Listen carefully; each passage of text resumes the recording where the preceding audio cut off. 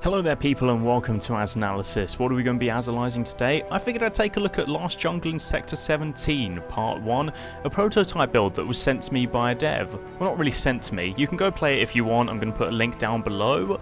And this is a very early build of Last Jungle in Sector 17. Well, quite obviously.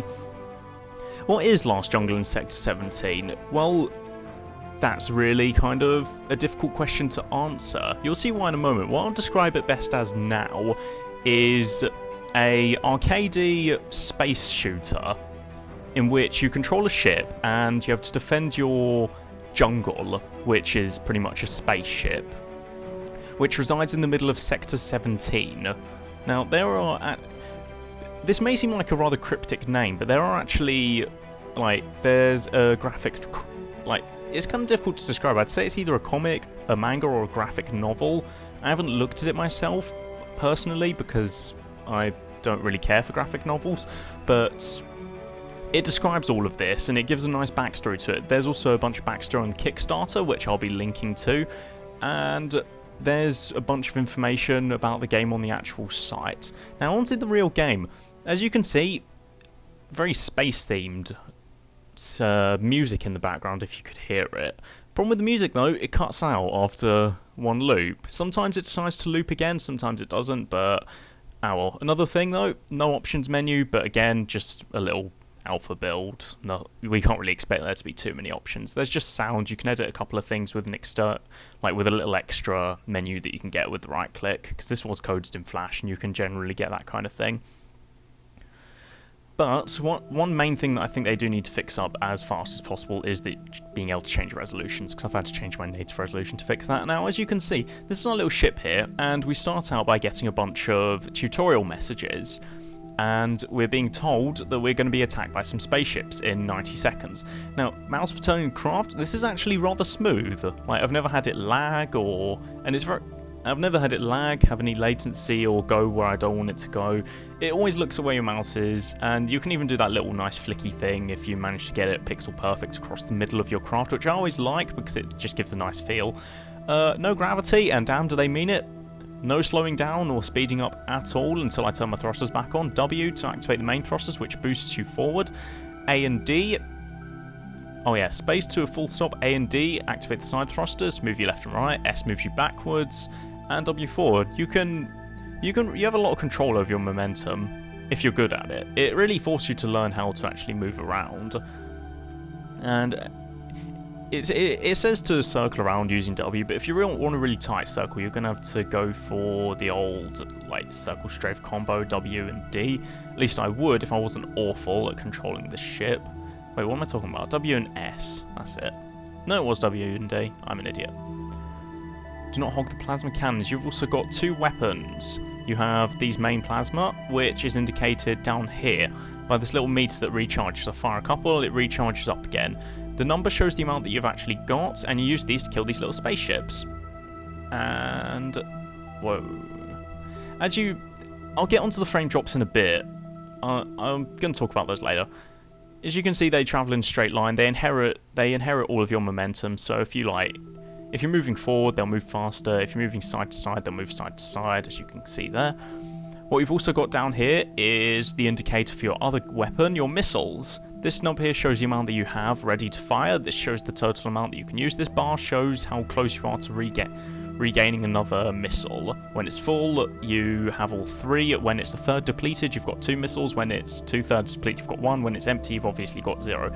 You've also got your shield and your health. Shield goes down first and it regenerates automatically, so you can take a couple of poundings on the shields and then your health gets affected. When I actually lose some health, I'll be able to show you what it does, but for now I'm going to show you the missiles. They they have really nice effects actually. They've got nice smoke trails which seem to look pretty nice. It's about as good as you can expect out of a Flash game. And that's what I'd say about the graphics of this game really. It's what you'd expect from a Flash game, but at its highest standard. You don't generally see Flash games that look this nice, to be honest. Although I will say that the realistic nature will make them look a bit dated after a while. I do say I love the design of the jungle. It's got a nice little foresty area in the middle, which fits with the name. But you've also got a nice little kind of industrial looking ring around the outside, which gives it a nice space station feel. It feels like a nice it looks like a kind of a biolab. Now onto the actual game. The main objective is to defend the jungle here from the waves of enemies that come in. These are mysterious enemies that you don't know why they're attacking you just quite yet. There's only about 30 minutes of gameplay. I can't expect there to be much story exposition in just the first couple of minutes of gameplay. It's only 30 minutes. You can't really expect them to get too much across in that time. But it's just shooting aliens, trying to keep your own craft alive, doing repairs when you can, managing your resources in your missiles and your plasma cannons. And as you can see, there's a score up here. It does not seem to be working at the moment because I've never seen it go up. And you've got your jungle's health up here. You've also got this 3 here, which I think is lives, but that doesn't seem to have been implemented yet, as far as I can see. And I think this is the amount of enemies, which is also shown down here, which also doesn't seem to be working yet. And we've also got a different type of enemy here. There are going to be a bunch of different types of enemies, but I'm going to show you the gimmick of this one. You can try and fire at it from far away, and it will just teleport away. Now, what do you do when you've got an enemy that just teleports away from all your shots? Well, I talked earlier about your projectiles inheriting momentum and speed. So if your shots are too slow to get to it, then what you've got to do is, once you've got enough shields to take the brunt of a couple of its hits, you've got to kind of line yourself up with it and charge straight at it and just fire off a salvo. And because your missiles are firing, well, plasma is firing a lot faster than you would expect, you actually manage to get the bullets there before you can teleport away.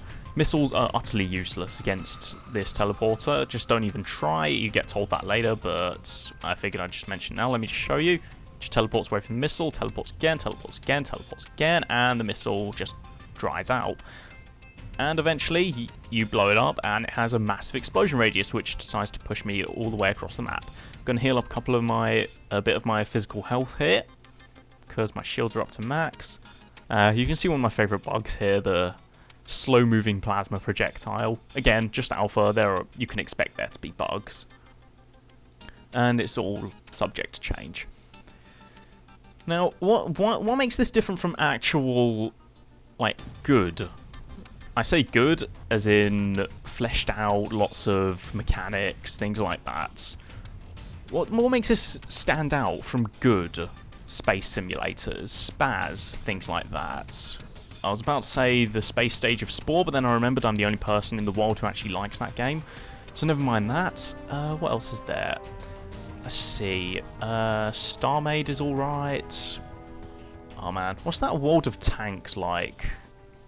Space game. I can't quite remember the name of it. I'm thinking Star Drive. What makes this stand out from the popular space games? The ones that really dominate the genre at the moment. What's the thing? This is only a prototype build. It doesn't really have anything that makes it stand out. And considering the early development cycle that this is in at the moment, there isn't really... That's not necessarily a bad thing. Right, just because a game is generic in its opening development stage, it doesn't necessarily make it... It's not going to be generic for the rest of its lifespan. This game can evolve into anything it wants to evolve into. Like, especially here, with this like little side panel here. I'm not sure if you're seeing this, but this full screen message comes up. That's probably a bug. You've got this side panel here. You can get turrets and you can get ally ships, which is where a couple more mechanics come into play. There's a tower defense nature to this game. You can get things like plasma cannons, you've got a tactical scanner. I don't know what any of these are because they don't seem to be implemented into the game yet. But you can get turrets and just plonk them down, but you can also get ally ships which just pop out of your main ship that you control here. I'm going to get a couple of those because they seem to do pretty well from past experiences. And lastly, these are stats that you can add to your ship, which do not seem to work. So, in a way, if they could expand this past just this one sector, then this could be kind of like an RPG space exploration. Kind of like Spaz, but I don't know, this seems like it has a couple more RPG elements with these like modular stat points and ally ships, which just, they seem to be expendable. There isn't much incentive to keep them alive apart from that they defend you, and they're relatively cheap. So it seems like this could be kind of more like a lone wolf style of game, as opposed to Spaz, where you've got a little troop of friends to help you along. Whereas this could be more kind of like a mercenary contractor space game, and I'm thinking if there's been one of those as of recent, which has had this kind of top-down arcadey feel. I can't think of one, honestly. But again, this is still a prototype. This can develop into whatever the developers want it to go to. This can, I mean, hell, this could become some kind of tower defense, like just strictly a tower defense if they wanted to. And that seems like it would be, again, not a terrible move, because there aren't too many space tower defenses that have this kind of style of gameplay that have come out in recent years, and not even just in recent years, just in general. I can't think of one. There's probably some popular example that's going to get slapped in my face, but hell, it's not like I keep up with kind of space games. I'm not really a fan of them. Well, this one is enticing me. Now, these little floaty guys are going to float around. They will attack. As you can see, they do actually have like pretty good AI. They dodge out of the way of enemy ships. They take routes around the enemy, which will get them shot the least. And they seem to be able to handle themselves in a firefight. They do actually do quite a bit of damage. I think this is another type of enemy here. I think these are the heavy ships. Yes, they are. They fire rounds which actually do quite a hefty amount of damage. If you take a look at my shields, then that one shot took out almost all of my shields. I'm going to just take them down with ease because I've got a bunch of ally units. But now they've ambushed us. And this is where the game starts getting really, really difficult. This is by no means an easy game. This is a very hard game. And in fact, I think close to here is around where I've managed to get to. And, yep, there we go. This game isn't easy. And it will take us back to the last checkpoint. This game has a checkpoint-based save system.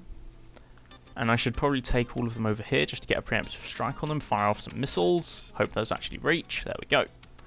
2 missiles takes down a heavy. Nothing too not standard there. Now, while I'm going through this place and trying to actually get past this rather challenging part of the game, I want to talk about a couple of bugbears that I've got with this game. First things first, the lack of options is never good. I've had to knock down my audio quite significantly, and it's still rather loud. I'm running at like 3% sound, and it's still kind of loud, which I'm going to have to lower in post. It's also in Flash, which is a bit... There's always problems with coding something in Flash, but I can understand it's just an indie dev, and it does actually help keep dev costs down. Like, their Kickstarter is only $5,000. That's extremely low for a Kickstarter. So unless they've got external funds, or some kind of... I don't know, maybe they're going to get a publisher later on, try and get themselves some subsidiary funding. Subsidiary is not the right word. You know what I'm trying to talk about. Unless they can get some kind of outside funding, I can imagine that being coded in Flash is the only thing that's making them able to make this game. So, honestly, using Flash is honestly excusable if it's for the sake of costs. Because, I mean, seriously, if it's going to let you actually make the game, then anything can be excusable, really. As long as you actually come out with a proper game. But I don't know, if you're someone who's really iffy about Flash, or it has problems running on your machine, I can see you having problems with this. Personally, I don't, because, you know, I'm not particularly bothered. It does make it hell to record though, because there's no proper resolution options or sounds, but I'm sure those can be added in later. Now, there is one big problem that I have with this game, and that's just... It's very difficult to explain, really. This isn't really a big problem that I have. I said that before, but that's not quite what I meant. If you notice the lack of sound effects... Oh, bloody hell. the lack of sound effects, I can imagine that would take quite a lot of people out of the experience. Like, the plasma, it has no sound effects, missiles, no sound effects, moving around, no sound effects, no voice acting, no damage, no... I think it's just, there's no feedback on anything you do, and that makes an incredibly, incredibly unsatisfying experience. To be brutally honest, like, if you're not going to have sound effects, then you have to have some way of supplementing that with some kind of feedback system. And that doesn't mean having big, bright red flashes, but I don't see a reason why there can't be any voice acting. Maybe lack of funds, and they're going to be added in later, but I didn't see any mention of that on the Kickstarter page, which does worry me greatly. I can see a lot of people being turned off by this because just listening to it, it sounds bland and generic and boring, and looking at it, it looks bland and generic and boring, and playing it, it feels bland and generic and boring, and that's a big problem.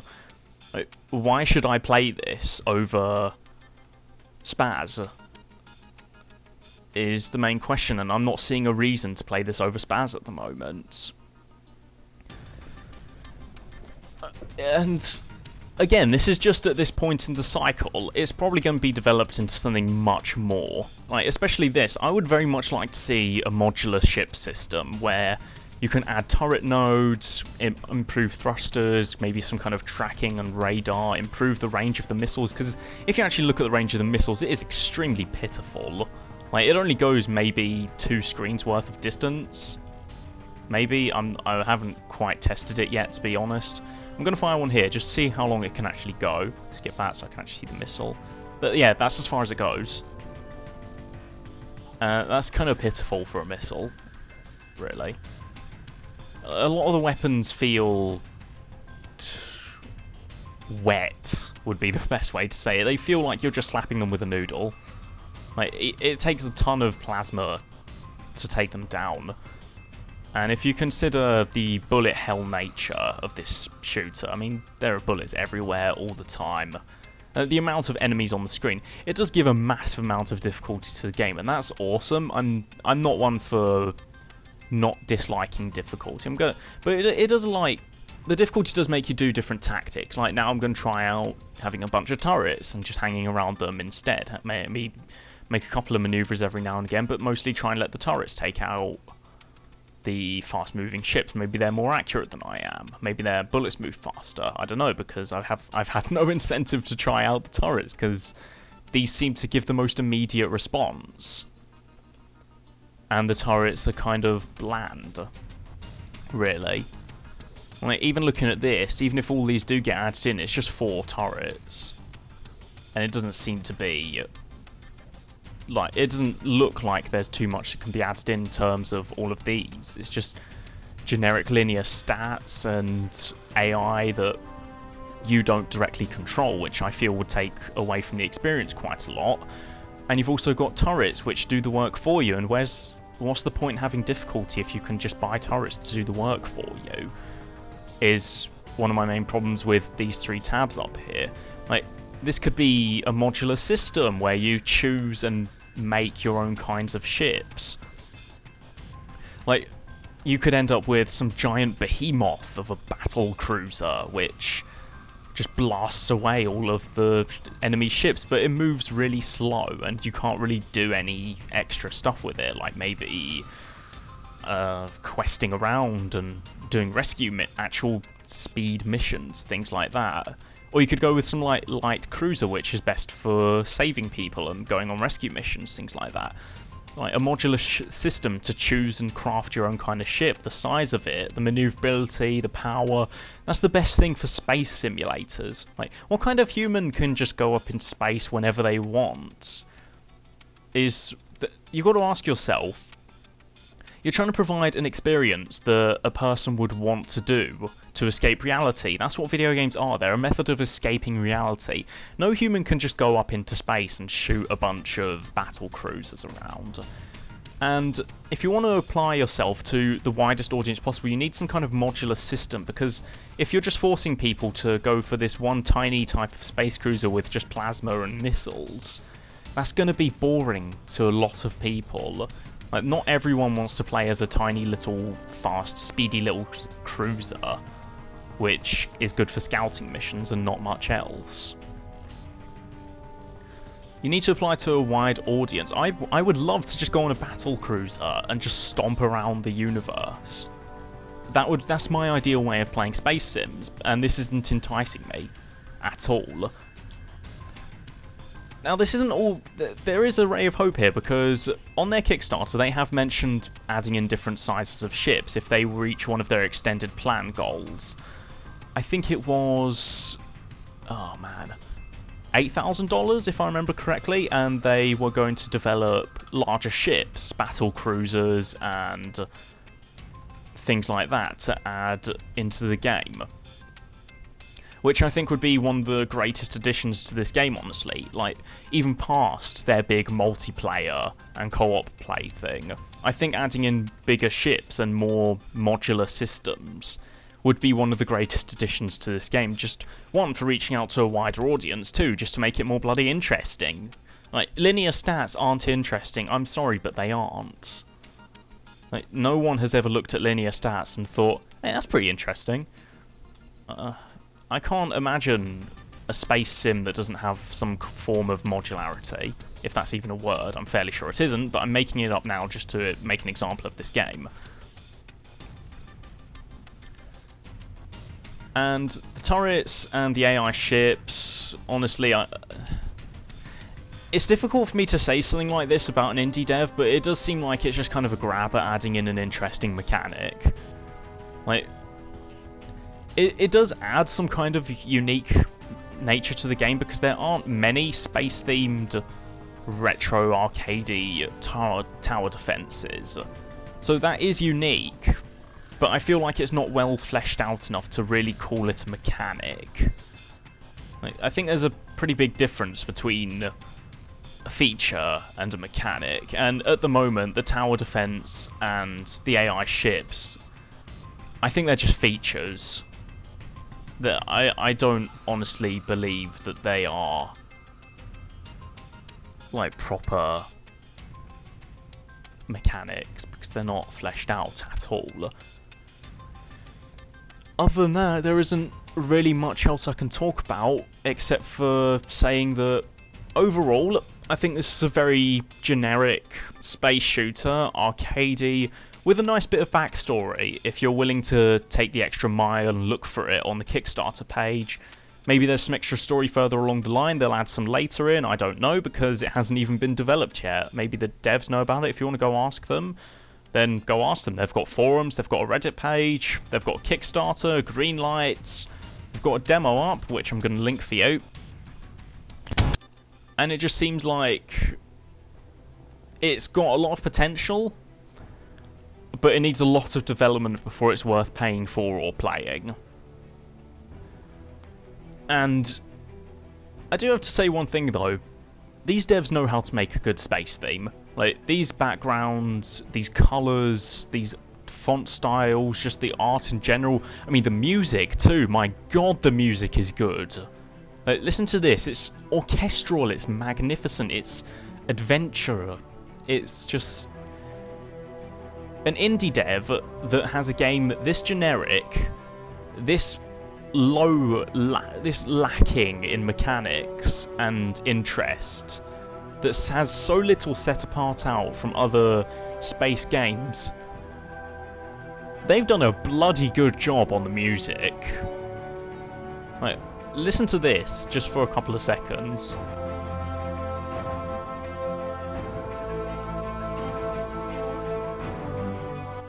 Sure, it might be a generic spacey theme to some, and it might just be orchestral for the sake of being orchestrally spacey, which is something that I feel StarMade did quite a bit.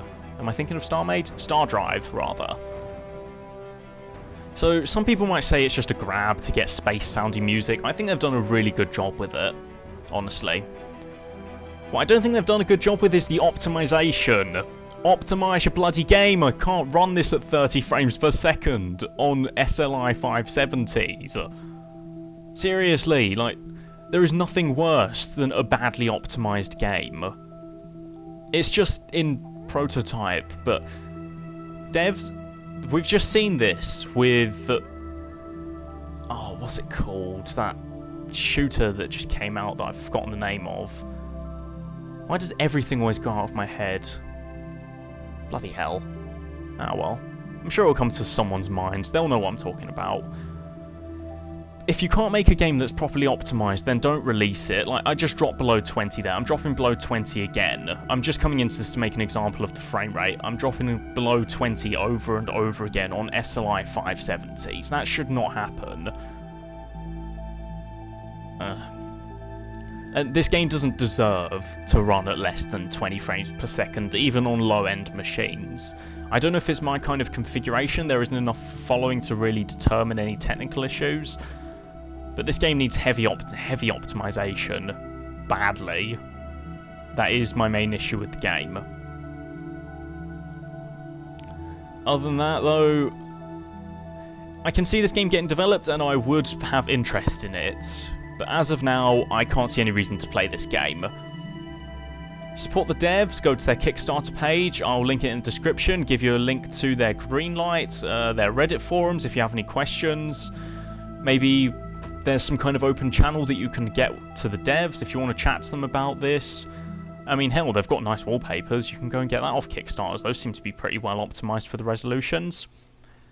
Other than that, though, this has been Last Jungle in Sector 17. This has been Azerothen, Azalysing this game to the best of my extent, bumbling around, giving you my very amateur opinion. Thank you very much for watching, thank you for giving me your time, and thank you for being awesome. I'll see you guys next time.